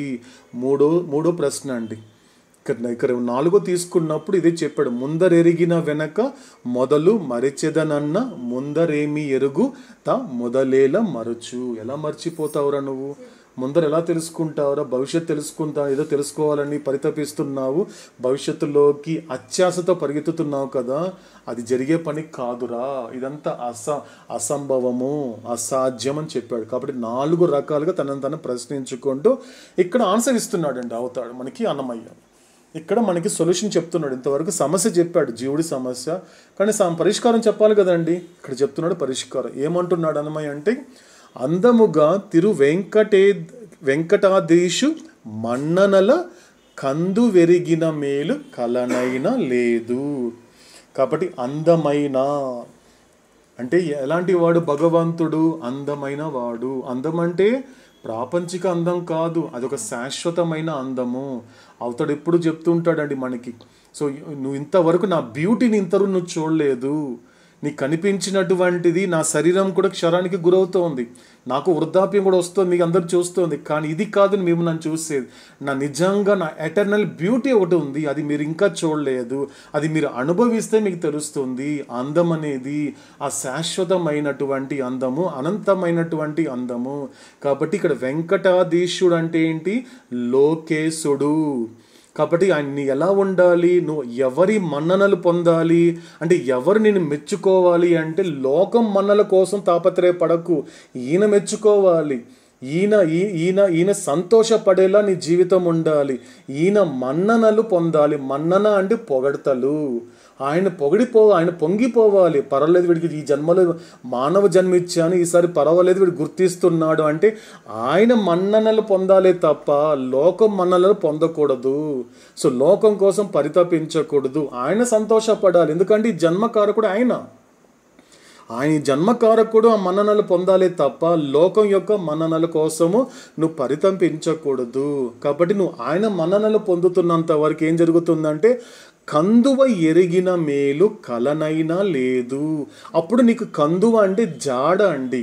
అంటే నువ్వు ఎక్కడ ప్రయాణం చేయాలి, ఏ మార్గంలో ప్రయాణం చేయాలి, ఏ మార్గంలో ప్రయాణం చేస్తే నా గమ్యానికి చేరుకుంటాను అనేటువంటి జాడ ఇంపార్టెంట్. ఎందుకంటే ఇప్పుడు మనం ప్రయాణం చేస్తున్నప్పుడు రూట్ ఇంపార్టెంట్ అండి. గమ్యం తెలిస్తే సరిపోదండి. ఆ గమ్యానికి ఎలా చేరుకోవాలో మనకి మార్గం తెలియాలి, జాడ తెలియాలి అండి. ఎట్టు వెళ్ళాలి? నేను రోడ్డు మీద వెళ్ళాలి. ఒకవేళ రోడ్డు మీద వెళ్తే ఏ రూట్లో పోవాలి, ఏ రూట్లో వెళ్తే నాకు కావాల్సినటువంటి గమ్యానికి చేరుకుంటాను అనేటువంటి అవగాహన ఉండాలి కదండి. కానీ ఎప్పుడైతే ఈ విధంగా అందమైనటువంటి ఆ పరమాత్మ యొక్క మన్ననలకి నువ్వు స్థిరపడితే, ఆ విధంగా నువ్వు సంసిద్ధతగా ఉండగలిగితే ఏం చేస్తాడు ఆ లోకేశుడు? ఏం చేస్తాడు అంటే నీకు ఒక దారి చూపిస్తాడండి. ఈ దారిలో వెళ్ళరా, ఇది నీ యొక్క నిజమైనటువంటి మార్గము, ఇది నీ జన్మకి ఒక అర్థాన్ని పరమార్థాన్ని తీసుకొచ్చేటువంటి మార్గం, ఇది ఆ జాడ చూపిస్తాడు. కాబట్టి ఆ జాడని తెలుసుకుంటాడు జీవుడు. కందువ ఎరిగిన అప్పుడు తెలుసుకుంటాడు, yes this is my path. నేను ఎందుకంటే ఈ జన్మలో నేను ప్రయాణించాల్సింది ఈ మార్గంలోని, కాబట్టి నన్ను తరింప చేసుకోవాలి అంటే నా జన్మకారకుడు చూపించినటువంటి ఈ మార్గంలో ప్రయాణం చేసి నేను ఆ గమ్యానికి చేరుకోవాలి. ఈ విధంగా లోకేశుడు ఈ విధంగా జాడ చూపించడం వల్ల చేసే మేలు అందరు గుర్తించలేరు. ప్రపంచం చేసే మేలు గురించి మనిషి పట్టించుకుంటున్నాడే తప్ప లోకేశుడు కూడా మేలు చేస్తాడండి, మెహర్ బాబా కూడా మేలు చేస్తాడండి. ఎందుకంటే నాకు అతను మేలు చేశాడు కాబట్టి అతను ఎప్పుడు మర్చిపోలేనండి. సాధారణంగా జీవుడు చెప్తూ ఉంటాడు, ఒక్కొక్క సమయంలో అతడు చేసిన మేలు మాత్రము నా జన్మలో మర్చిపోలేనండి అంటాడే తప్ప ఆ జన్మకి కారకుడైనటువంటి వాడు చేసేటువంటి మేలు మాత్రం జీవుడు గుర్తుపెట్టుకోలేడు. That is a problem. అందుకే అంటున్నాడు, అంటే ఆయన చేసే మేలు నువ్వు కలలో కూడా కనిపెట్టలేవు అన్నాడు. నీ కలలో కూడా అసలు ఊహించలేవు, అటువంటి మేలు చేస్తాడు లోకేశుడు. అంటే అవతార పురుషుడైనటువంటి మెహర్ బాబా సో మనలందరి జీవితంలో ఆయన ఇచ్చేటువంటి మేలు, ఆయన చేసేటువంటి మేలు కనీసం నువ్వు కలలో కూడా ఊహించలేవు, అంత గొప్పగా ఉంటుంది ఆయన చేసే మేలు. ఆ మేలు ఏంటి? నిన్ను తనలా మలుచుకోవడమే, వేరే ఏమీ లేదు. మన గతంలో అవతాడు చెప్పాడు, నేను చేసేటువంటి గొప్ప ఒక అద్భుతాలు ఏంటి? రెండు అద్భుతాలని చెప్పాడు అవతాడు. రెండు అద్భుతాలు. మొదటిది ఏంటి? నిన్ను నాలా మలుచుతాను, నెంబర్ 1. నెంబర్ 2 ఏంటి? నిన్ను ఈ ప్రపంచం పట్ల బ్రతికున్న శవంలా తయారు చేస్తాను. అప్పుడు మాత్రమే నువ్వు సజీవంగా బ్రతికుంటావు, అప్పుడు మాత్రమే నీ అస్తిత్వాన్ని తెలుసుకుంటావు. ఆ రకంగా నువ్వెవరో నువ్వు తెలుసుకుంటావు. కాబట్టి ప్రపంచమంతా నువ్వు శరీరం విడిచిపెట్టాక శవం అనేది కాకుండా నువ్వు బ్రతికున్నప్పుడు శవం అనే మాట నా నుండి చెప్పించుకోగలిగితే అదే నువ్వు నా నుండి పొందేటువంటి మన్ననా. కాబట్టి మెహర్ బాబా చేసేటువంటి మేలు గురించి చివరిగా ఈ మాట చెప్పి కంక్లూడ్ చేస్తున్నాడు అన్నమయ్య. కాబట్టి అటువంటి మేలు గనక జీవుడు కలలో కూడా అలా ఊహించుకోలేడు, కలలో కూడా దానికి సంబంధించింది కూడా కల కనలేడు. ఎందుకంటే అంత గొప్పది లోకేశుడు చేసే మేలు అని మనకి అవతాడు. సో మనకి అన్నమయ్య ద్వారా ఈ గొప్ప సంకీర్తనని సో ఇంతవరకు మనకి అందించడం జరిగింది. శాశ్వత ప్రీతమ అవతార్ మెహర్ బాబా కీ జై. ఓకేనండి. సో అండ్ ఫైనల్గా సో ఎవరికైనా క్లారిఫికేషన్స్ ఉన్నాయండి ఈ 3 డేస్లో కానీ ఇంతకు ముందు కానీ ఒక 5 మినిట్స్ పెట్టుకుందామండి. క్లారిఫికేషన్ ఎవరైనా అడగాలనుకున్నా ఏదైనా చెప్పాలన్నా చెప్పచ్చండి. ఒక 5 మినిట్స్లో ఏదైనా ఈ 3 రోజులు కానీ లేకపోతే మీరు ఏమైనా అడగాలనుకున్నా.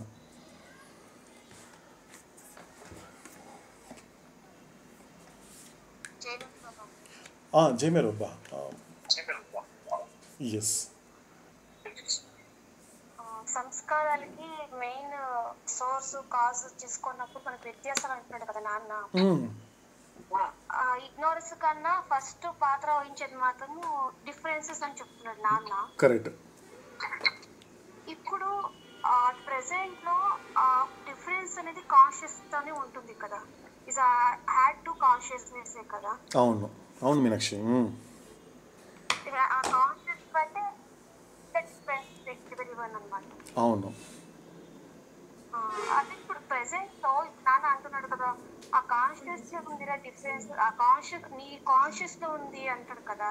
అవును. ఏదైనా మాట్లాడు మన దగ్గర నాన్న నాకు ఇలా డిఫరెన్స్, నాకు వాటి ఎక్కువ నాకు వ్యత్యాసాలు కనిపిస్తున్నాయి అంటే అది అక్కడ కాదురా నీకు ఒక కాన్షియస్ లో ఉంది అంటాడు కదా. అవును అవును మీనాక్షి. ప్రెసెంట్ లో ఆయన చెప్పిన మాటని మనం ఎలా ఒక డైలీ లైఫ్ లో ఎలా తీసుకోవాలి? ఇప్పుడు ఆయన ఎటర్నల్ లైఫ్ అంటున్నాడు, తీసుకున్నప్పుడు ఎలా తీసుకోవాలి? డిఫరెన్స్ అనేది వస్తుంది, ఆ కాన్షియస్ బట్టి ఆ సంస్కార్స్ బట్టి వస్తుంది. తను ఒక గన్ పాయింట్ ఏదో ఒకటి ఆయన ఒక గన్ పాయింట్ ఇస్తుంటాడు కదా మనకి. కరెక్ట్. జర్నీ చేసేటప్పుడు ఇప్పుడు మెయిన్ రోల్ ఏది ప్లే చేస్తుందంటే వ్యత్యాసం అంటాడు, ఇగ్నరెన్స్ కూడా కాస్తున్నాడు. అది తప్ప ఇంకేమి మెయిన్ రోల్ అంటున్నాడు. బట్ ఇప్పుడు ప్రెసెంట్ లైఫ్ లో మనం ఎలా తీసుకోవాలి అవతారాన్ని? ఒక ఆయన చెప్పిన మాటకి అటు ప్రెసెంట్ లైఫ్ లీడ్ చేయాలంటే ఒక గన్ పాయింట్ మనకి ఏది తీసుకోవచ్చు అని. ఒకటి మీనాక్షి, ఒకటి ఏంటి అన్నప్పుడు ఇక్కడ ఫస్ట్ అజ్ఞానం అంటే సంస్కారాలని అవతార పురుషుడైనటువంటి మెహర్ బాబా ఆ భగవంతుడిగా మాట్లాడుతూ, అంటే ఈ ఫస్ట్ పార్ట్లో స్టేట్స్ ఆఫ్ కాన్షియస్నెస్లో సంస్కారాస్ని ఇంట్రడ్యూస్ చేస్తున్నప్పుడు మొట్టమొదటిగా ఆయన చెప్పింది డిఫరెన్సెస్ గురించి చెప్పాడు, తర్వాత ఇగ్నోరెన్స్ గురించి చెప్పాడు. ఎందుకంటే ఇగ్నోరెన్స్ కన్నా, ఎందుకంటే అజ్ఞానమే ఫస్ట్ నిజానికి చెప్పాలి అంటే, కానీ అవతారుడు అందరికి అర్థమయ్యేటువంటి ఉదాహరణ తీసుకోవాలి కాబట్టి ఆ డిఫరెన్స్ అని చెప్పాడు యాక్చువల్గా. ఎందుకంటే నువ్వు ఉదయం లేచినప్పటి నుండి రాత్రి పడుకునేంత వరకు నువ్వు చేసేటువంటి ఈ యొక్క లైఫ్లో నువ్వు ఏదైతే లీడ్ చేస్తున్నావో లైఫ్లో చాలా వరకు ఈ డిఫరెన్స్ అనేది ఇట్ బికమ్స్ ఎ పార్ట్. ఎందుకంటే ఆ జీవితంలో భాగం అయిపోయింది. ఎందుకంటే అది నాకు సంబంధం లేదు, ఇతను నాకు సంబంధించిన వాడు అనేటువంటిది అది చాలా వరకు అంటే చాలా దగ్గర అయిపోయింది ఆ వ్యత్యాసాలు, భేదభావన అనేటువంటిది. కాబట్టి నువ్వు అడిగిన దానికి నాకు అర్థమైనంత వరకు ఒక ఆన్సర్ ఏంటి అన్నప్పుడు, ఈ డిఫరెన్స్ అనేటువంటిది పూర్తిగా నో డిఫరెన్స్కి వెళ్ళాలి అంటే డిఫరెన్సెస్ నుంచి కూడా నో డిఫరెన్సెస్ వెళ్ళాలి అంటే ఫస్ట్ ఆ డిఫరెన్సెస్ అనేది తగ్గించుకోవాలి. ఎవరి జీవితంలో తగ్గించుకోవాలి అంటే దానికి కారణం ఏంటి అన్నప్పుడు, ఒక ప్రాక్టికల్గా ప్రతి మనిషి చేయదగినటువంటి ఒకే ఒక పని ఏంటి అన్నప్పుడు, ఆ జీవుడి జీవితంలో ఏది జరిగినా జరగకపోయినా తన సంస్కారాలే కారణము అనేటువంటి ఒక నిర్భయంతో కూడిన నిర్ణయానికి రావాలి. ఏది జరిగినా జరగకపోయినా కూడా ఏబీసీ కారణం కాదు. అంటే ఏ అనేటువంటి కదిలే వ్యక్తులు, బి అనేటువంటి కదలని వస్తువులు, సో సి అనేటువంటి కదిలే వ్యక్తుల్ని కదలనివ్వకుండా కదలనటువంటి వస్తువుల్ని కదిలేలా చేసేటువంటి వస్తువు అంటే పరిస్థితులు కాదు. ఏది జరిగినా డిఫరెన్స్ ఎక్కడ స్టార్ట్ అవుతోంది? నువ్వు బాధపడుతున్నావు అంటే ఆ బాధ పెట్టిన వాడు నీ కళ్ళ ముందు ఉన్నప్పుడు ఇంతవరకు అతనితో చాలా హ్యాపీగా ఉన్నావు, చాలా అతనితో పాటు కలిసి తిరిగావు. కానీ అతడు చేసినటువంటి ఏదో ఒక పని మూలంగా, అతడు మాట్లాడినటువంటి ఒక పని మూలంగా సో అతని స్నేహితుడు నీకేమైపోయాడు? శత్రువు అయిపోయాడు. సో ఇంతకుముందు ఉన్నటువంటి స్నేహము ఇప్పుడు అది లేదు, ఆ భావన లేదు, మారిపోయింది, డిఫరెన్స్ వచ్చేసింది. కానీ నిజానికి అలాంటి సందర్భంలో కూడా అంటే నీకు ఒక స్నేహితుడు శత్రువులా మారినప్పటికీ కూడా నిజానికి అక్కడ కారణము నీ స్నేహితుడు కాదు. జరిగింది ఏంటి? నీ సంస్కారాలే కారణము. ఇంతవరకు స్నేహం చేయించింది సంస్కారాలే, ఆ స్నేహం నుండి శత్రుత్వాన్ని తీసుకొచ్చింది కూడా సంస్కారాలే. ఇది నా సంస్కారాలే అనేటువంటి ఒక నిర్భయంతో కూడిన జీవుడు నిర్ణయానికి రావాలి. వస్తే ఈ యొక్క వ్యత్యాసాలు అనేది తగ్గుతుంది. ఎందుకంటే స్పష్టంగా చెప్పాడు అవుతాడు, లైఫ్లో మీరు గనుక మిమ్మల్ని మీరు తరింప చేసుకోవాలి అంటే ఆవేశపడకండి, ఆలోచించండి. ఎందుకంటే ఆలోచిస్తే తగ్గించుకుంటారు, ఆవేశపడితే మానేస్తారు. అంతే డిఫరెన్స్. చిన్న మాట, అవతడు చాలా గొప్పగా చెప్పిన మాట. అందుకే గ్రాడ్యువల్గా ఈ మార్పు వస్తుంది. కాబట్టి ఆలోచిస్తే తగ్గించుకుంటావు, ఆవేశపడితే మానేస్తావు. సాధారణంగా ఈ డిఫరెన్సెస్ ఉన్న వాళ్ళకి ఏమవుతుంది? ఆవేశం ఎక్కువ ఉంటుంది. అతను ఆ పని చేశాడండి, అతను 10 ఏళ్ళ నుంచి నాకు ఫ్రెండ్ అండి, ఏదో ఒక చిన్న ఇన్సిడెంట్ జరిగింది, ఏం జరిగిందో తెలియదు, ఎవరో ఏదో చెప్పారు, అయిపోయింది, వెంటనే డిఫరెన్స్ మారిపోయింది, అతడి మీద ఉన్నటువంటి ఒపీనియన్ పూర్తిగా మారిపోయింది. సో ఆ రోజు నుంచి అతను శత్రువు అయిపోయాడు.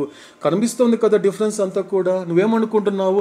ఆ మాట అతను అనుంటాడు అంటే డిఫరెన్స్ తెలిసిపోయింది. కారణం అదే అనుకుంటున్నావు, నిజానికి కారణం అది కాదు. కారణం ఏంటి? మళ్ళీ సంస్కారాలే. ఇదొకటే మీనాక్షి, ఇదొక్కటే ప్రాక్టికల్గా ప్రతి మనిషి కూడా ఆచరింపదగినటువంటి ఏదైనా ఉంది అంటే ఇది మాత్రమే. ఇది ఆచరించవచ్చు. ఇది అవతాడు చెప్పాడు, ఇది కష్టమే కానీ సాధ్యపడుతుంది. ఈ విధంగా చేసుకోవడం వలన సంస్కారాలే కారణము తప్ప మరి ఏది కాదు అని నిర్భయంతో కూడినటువంటి నిర్ణయానికి వచ్చి నువ్వు ఈ ప్రారంధం ప్రకారం ఎటువంటి కర్మలు చేయాలో ఆ కర్మలు చేసుకుంటూ పోవడం వలన ఆ వ్యత్యాసాలు పూర్తిగా పోదు, తగ్గుతుంది.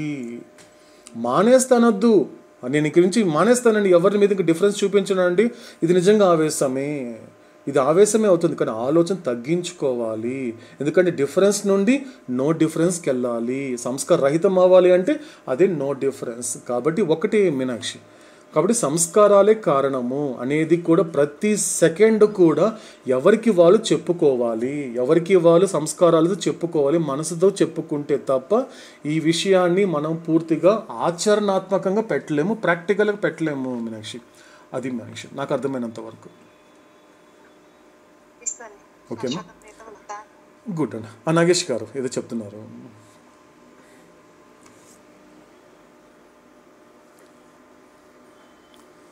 జై బాబా. జై మేరోబా అండి నాగేష్ గారు.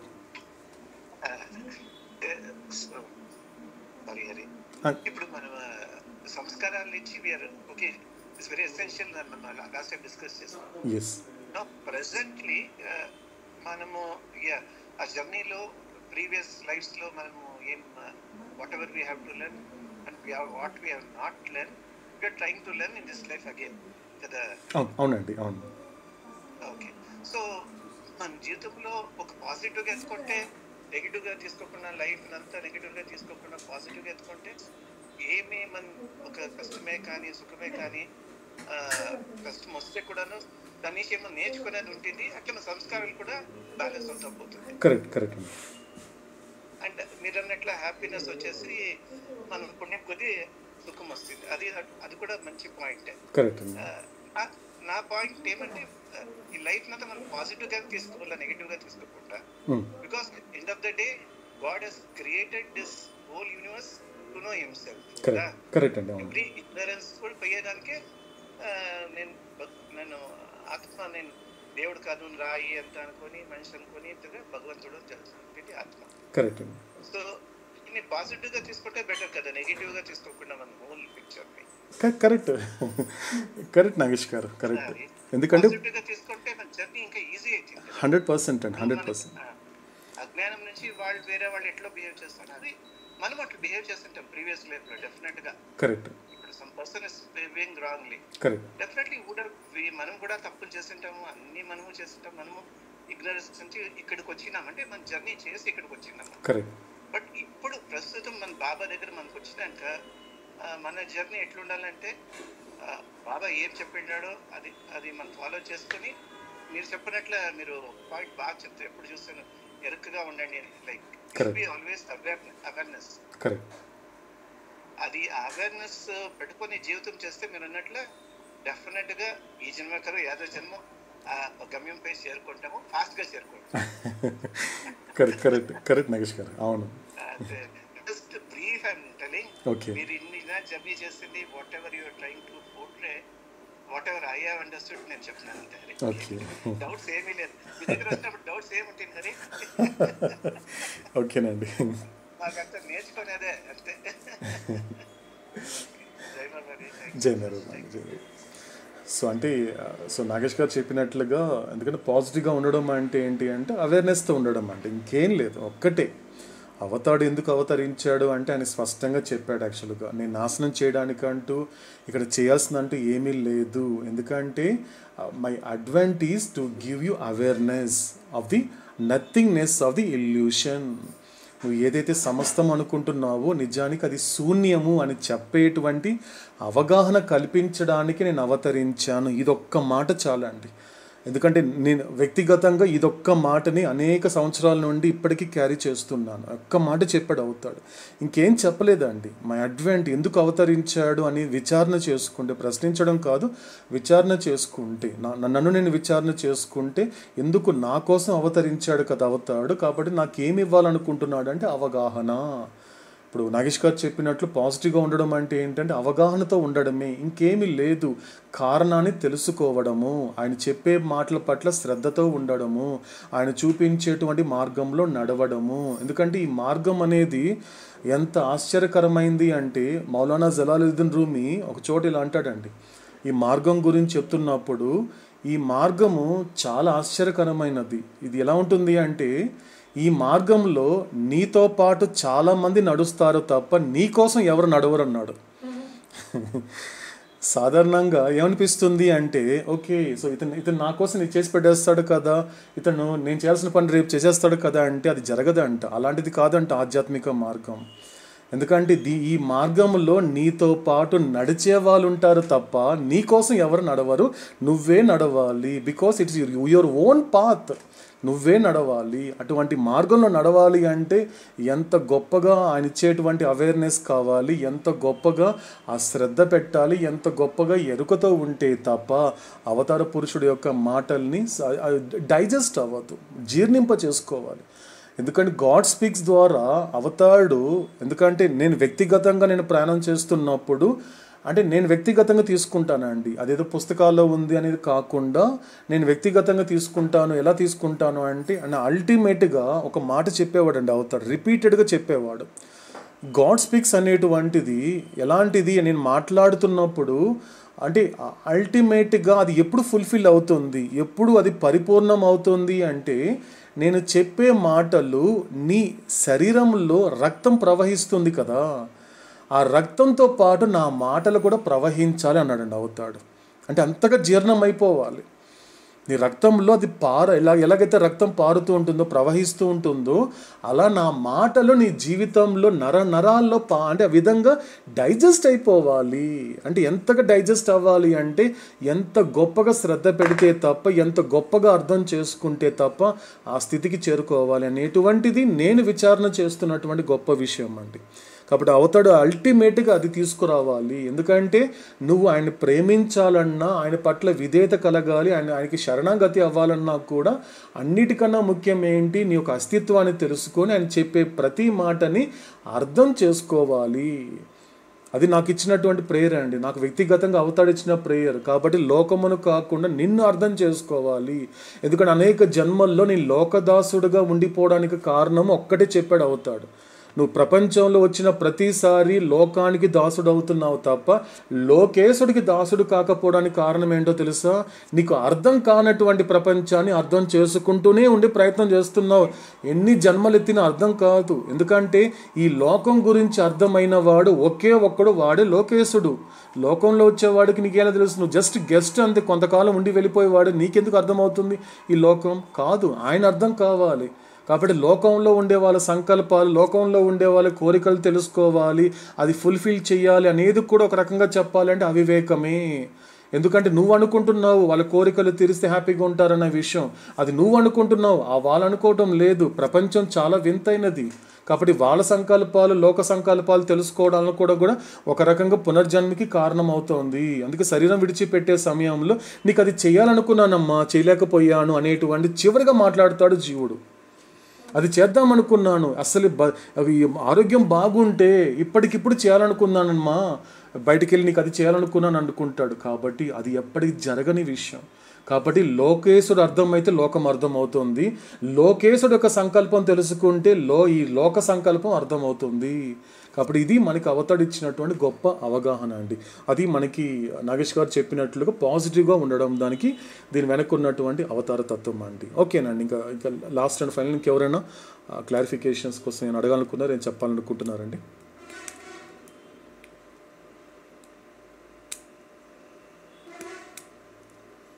ఓకేనండి. సో ఏం క్లారిఫికేషన్స్ లేవు కాబట్టి ఓకేనండి. సో అండ్ ఫైనల్గా మనం ఒక 2 minutes ఒక నిశ్శబ్దాన్ని పాటించి మనం ఈ మెహరోపాస్ని కంక్లూడ్ చేద్దామండి. శాశ్వత ప్రియతమ అవతార్ మెహర్ బాబా కీ జై.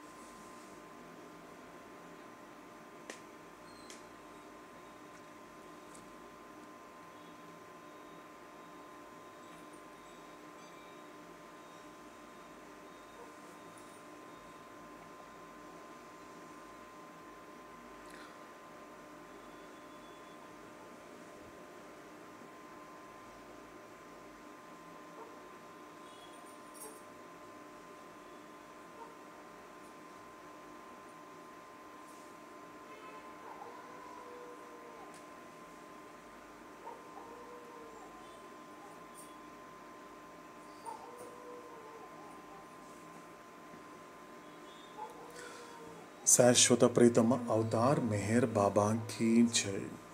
ఇదండి ఇప్పటి మెహరోపాసనము. సో ఇంకా మనకి అవతార పురుషుడు చెప్పేటువంటి గొప్ప మాటల్ని ఇంకా మిగిలిన్నాయండి. ఇంకా చేయాల్సినటువంటి ప్రయాణం ఉంది కాబట్టి అటువంటి మాటల్ని శ్రద్ధతో ఆలకిస్తూ ఎరుకతో నిత్యంగా నిరంతరాయంగా ఈ మెహరోపాసనమును కొనసాగిస్తూ సహకరించని స్థూల సంస్కారాలని సహకరింప చేసుకోవాలి ప్రయత్నం చేద్దాం. కాబట్టి తర్వాత మెహరోపాసనములు తిరిగి కలుసుకునేంత వరకు ఓ అవతార పురుషుడా, లోకమును కాకుండా నిన్ను అర్థం చేసుకునేలా, లోక సంకల్పమును కాకుండా నీ సంకల్పమును అర్థం చేసుకునేలా నన్ను మలుచు. శాశ్వత ప్రియతమ అవతార్ మెహర్ బాబాకి జై. శాశ్వత ప్రియతమ అవతార్ మెహర్ బాబాకి జై.